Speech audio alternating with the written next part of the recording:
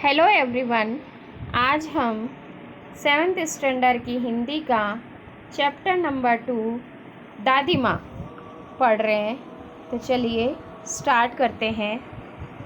कमज़ोरी ही है अपनी, पर सच तो ये है कि ज़रा सी कठिनाई पड़ते बीसों गर्मी, बरसात और वसंत देखने के बाद भी मेरा मन सदा नहीं तो प्राय अनमना सा हो जाता है। मेरे शुभचिंतक मित्र मुँह पर मुझे प्रसन्न करने के लिए आने वाली छुट्टियों की सूचना देते हैं और पीठ पीछे मुझे कमज़ोर और जरा सी प्रतिकूलता से घबराने वाला कहकर मेरा मजाक उड़ाते हैं। मैं सोचता हूँ, अच्छा अब कभी उन बातों को न सोचूंगा। ठीक है, जाने दो। सोचते हैं होता ही क्या है, सोचने से होता ही क्या है। पर बस मेरी आंखों के सामने शरद की शीत किरणों के समान स्वच्छ शीतल किसी की धुंधली छाया नाच उठती है।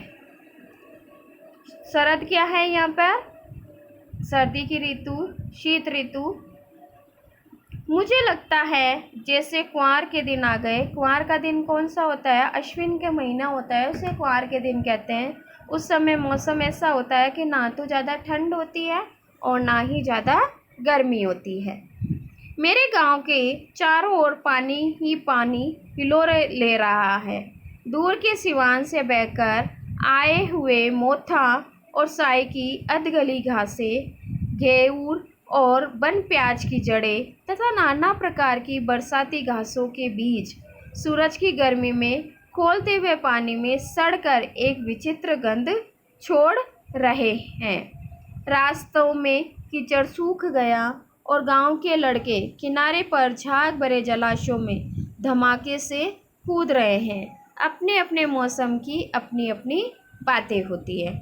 आषाढ़ में आम और जामुन न मिले चिंता नहीं, अगहन में चिवड़ा और गुड़ न मिले दुखी नहीं, चैत के दिनों में लाई के साथ गुड़ की पट्टी न मिले अफसोस नहीं, पर कुंवार के दिनों में इस गंधपूर्ण झाग भरे जलाशय में कूदना न हो तो बड़ा बुरा लगता है। मैं भीतर हुड़क रहा था। एक दिन ही तो कूद सका था, नहा धोकर बीमार हो गया। हल्की बीमारी न जाने क्यों मुझे अच्छी लगती। थोड़ा थोड़ा ज्वर, सर में साधारण दर्द और खाने के लिए दिन भर नींबू और साबू। लेकिन इस बात ऐसी चीज़ नहीं थी। ज्वर क्या होता है? बुखार होता है। ज्वर जो चढ़ा तो चढ़ता ही गया, रजाई पर रजाई, और उतरा रात 12 बजे के बाद। दिन में मैं चादर लपेटे सोया था। दादी माँ आई, शायद नहाकर आई थी उसी झाग वाले जल में। पतले दुबले स्नेह सने शरीर पर सफ़ेद किनारीहीन धोती, सन से सफ़ेद बालों के सिर पर संग टपके हुए जल की शीतलता। आते ही उन्होंने सर पैर छुए, आंचल की गांठ खोलकर किसी अदृश्य शक्तिधारी के चबूतरे की मिट्टी मुंह में डाली, माथे पर लगाई। दिन रात चारपाई के पास बैठी रहती। कभी पंखा जलती, कभी जलते हुए हाथ पैर कपड़े से सहलाती, सर पर दालचीनी का लेप करती और 20 बार छू छू कर ज्वर का अनुमान करती। हांडी में पानी आया कि नहीं, उसे पीपल की छाल से छोका कि नहीं, खिचड़ी में मूंग की दाल एकदम मिल तो गई है, कोई बीमार के घर में सीधे बाहर से आकर तो नहीं चला गया, आदि लाखों प्रश्न पूछ पूछ कर घर वालों को परेशान करती। दादी माँ को गवई गांव की 50 किस्म की दवाइयों के नाम याद थे, यानी जो गांव में दी जाती थी औषधियाँ घर से बनाकर, उनके नाम।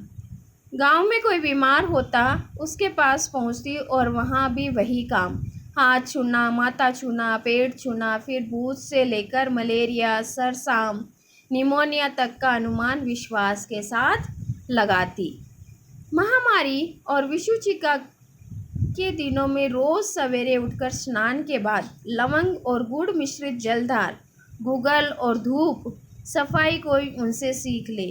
दवा में देर होती, मिश्री या शहद ख़त्म हो जाता, चादर या गिलाफ नहीं बदले जाते तो वह जैसे पागल हो जाती। बुखार तो मुझे अब भी आता है। नौकर पानी दे जाता है, मेस महाराज अपने मन से पकाकर खिचड़ी या साबू, डॉक्टर साहब आकर नाड़ी देख जाते हैं और कुनैन मिक्सचर की शीशी की तिताई के डर से बुखार भाग भी जाता है। पर न जाने क्यों ऐसे बुखार को बुलाने का जी नहीं होता। यानी अब वो दादी नहीं है तो डॉक्टर आता है, दवाई दे जाता है, घर में जो नौकर है खाना बना देते हैं, सब काम हो रहा है, लेकिन वो वाली बात नहीं है। किशन भैया की शादी ठीक हुई। दादी माँ के उत्साह और आनंद का क्या कहना, दिन भर गायब रहती। सारे घर जैसे उन्होंने सर पे उठा लिया हो। पड़ोसी ने आती, बहुत बुलाने पर दादी माँ आती। बहन बुरा न मानना, कार परोजन का घर ठहरा। एक काम अपने हाथ से न करूं तो होने वाला नहीं। जाने ने को यूँ सभी जानते थे कि दादी माँ कुछ नहीं करती, पर किसी के काम में उनकी अनुपस्थिति वस्तुतः विलंब का कारण बन जाती। उन्हीं दिनों की बात है। एक दिन दोपहर को मैं घर लौटा। बाहरी निकसार में दादी माँ किसी पर बिगड़ रही थी। यानी बाहर के जो घर के बाहर जो बरंडा सा बना हुआ होता है, वहाँ पर देखा, पास के कोने में दुबकी रामी की चाची खड़ी थी। सो न होगा धनो, रुपए मैं सूद के आज दे दे, तेरी आंख में तो शर्म है नहीं। मांगने के समय कैसी आई थी, पैरों पर नाक रगड़ती फिरी, किसी ने एक पाई भी न दी। अब लगी है आजकल करने, फसल में दूंगी, फसल में दूंगी। अब क्या तेरी खातिर दूसरी फसल कटेगी? दूंगी मालकिन, रामी की चाची रोती हुई बोली। दोनों हाथों से आंचल पकड़ दादी माँ के पैरों की ओर झुकी। बिटिया की शादी है, आपने दया करेंगी तो उस बेचारी का निस्तार कैसे होगा? हट हट, अभी नहा के आ रही हूँ। दादी माँ पीछे हट गई। जाने दो दादी, मैंने इस अप्रिय प्रसंग को हटाने की गरज से कहा। बेचारी गरीब है, दे देगी। चल चल, चला है समझाने। मैं चुपके से आंगन की ओर चला गया। कई दिन बीत गए, मैं इस प्रसंग को एकदम भूल सा गया। एक दिन रास्ते में रामी की चाची मिली। वह दादी को पूतो फलो दूधो नाव का आशीर्वाद दे रही थी। मैंने पूछा, क्या बात है धन्नो चाची? तो उसके विहल होकर कहा, उरीन हो गई बेटा, भगवान भला करे हमारी मालकिन का। कल ही आई थी, पीछे का सभी रुपया छोड़ दिया, ऊपर से 10 रुपये का नोट देकर बोली, देख ना धन्नो, तेरी जैसी तेरी बेटी वैसी मेरी बेटी, 10-5 के लिए हंसाई न हो। देवता है बेटा, देवता। उस रोज़ तो बहुत डांट रही थी। मैंने पूछा, वे तो बड़े लोगों का काम है बाबू, रुपया देकर डांटे भी न तो लाभ क्या। मैं मन ही मन इस तर्क पर हंसता हुआ आगे बढ़ गया। किशन के विवाह के दिनों की बात है। विवाह के 4-5 रोज पहले से ही औरतें रात रात भर गीत गाती। विवाह की रात को अभिनय भी होता। ये प्राय एक ही कथा का हुआ करता था। उसमें विवाह से लेकर पुत्र उत्पत्ति तक के सभी दृश्य दिखाए जाते। सभी पाठ औरतें ही करती थी। मैं बीमार होने के कारण बारात में न जा सका। मेरा ममेरा भाई राघव दालान में सो रहा था। वह भी बारात जाने से के बाद पहुंचा था। औरतों ने उस पर आपत्ति की। दादी माँ बिगड़ी, लड़के से क्या पर्दा, लड़के और ब्रह्मा का मन एक सा होता है। मुझे भी पास की एक चारपाई पर चादर ओढ़ाकर दादी माँ ने चुपके से सुला दिया। बड़ी हंसी आ रही थी। सोचा कहीं जोर से न हंस दूँ, भेद खुल जाए तो निकाल बाहर किया जाऊंगा। पर भाभी की बात पर हंसी न रुक सकी और भंडाफोड़ हो गया। देबू की माँ ने चादर खींच ली। कहो दादी, ये कौन सा बच्चा सोया है? बेचारा रोता है, शायद दूध तो पिला दूँ। हाथापाई शुरू हुई। दादी माँ बिगड़ी, लड़के से क्यों लगती है? सुबह रास्ते में देबू की माँ मिली। कल वाला बच्चा भाभी। मैं वहाँ से ज़ोर से भागा और दादी माँ के पास जाकर खड़ा हुआ। वस्तुतः किसी प्रकार का अपराध हो जाने पर जब हम दादी माँ की छाया में खड़े हो जाते तो अभय दान मिल जाता। यानी कोई भी गलत काम हो जाता और दादी माँ के पास चले जाते तो किसी की हिम्मत नहीं होती दादी माँ से कुछ भी कहने की। स्नेह और ममता की मूर्ति दादी माँ की एक एक बात आज कैसी कैसी मालूम होती है। परिस्थितियों का वात्य चक्र जीवन को सूखे पत्ते सा कैसा नचाता है, इसे दादी माँ खूब जानती थी। दादा की मृत्यु के बाद से ही वह बहुत उदास रहती। संसार उन्हें धोखे की टट्टी मालूम होता। दादा ने उन्हें स्वयं जो धोखा दिया वह सदा उन्हें आगे भेजकर अपने पीछे जाने की झूठी बात कहा करते थे। दादा की मृत्यु के बाद कुकुरमुत्ते की तरह बढ़ने वाले मुंह में राम बगल में छुरी वाले दोस्तों की शुभ चिंता ने स्थिति और भी डामाडोल कर दी। दादा के श्राद्ध में दादी माँ के मना करने पर भी पिताजी ने जो अतुल्य संपत्ति व्यय की वह घर की तो थी नहीं। दादी माँ अक्सर उदास रहा करती। माघ के दिन थे, कड़ाके का जाड़ा पड़ रहा था, पछुआ का सन्नाटा और पाले की शीत हड्डियों में घुसी पड़ती। शाम को मैंने देखा दादी माँ गीली धोती पहने कोने वाले घर में एक संदूक पर दिया जलाए हाथ जोड़कर बैठी है।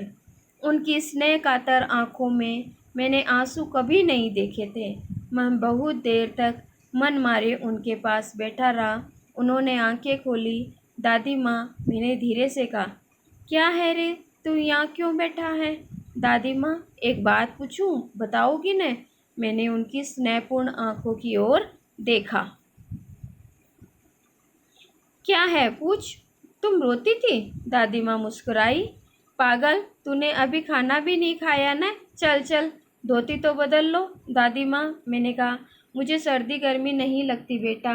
वो मुझे खींचती रसोई में ले गई। सुबह मैंने देखा चारपाई पर बैठे पिताजी और किशन भैया मन मारे कुछ सोच रहे थे।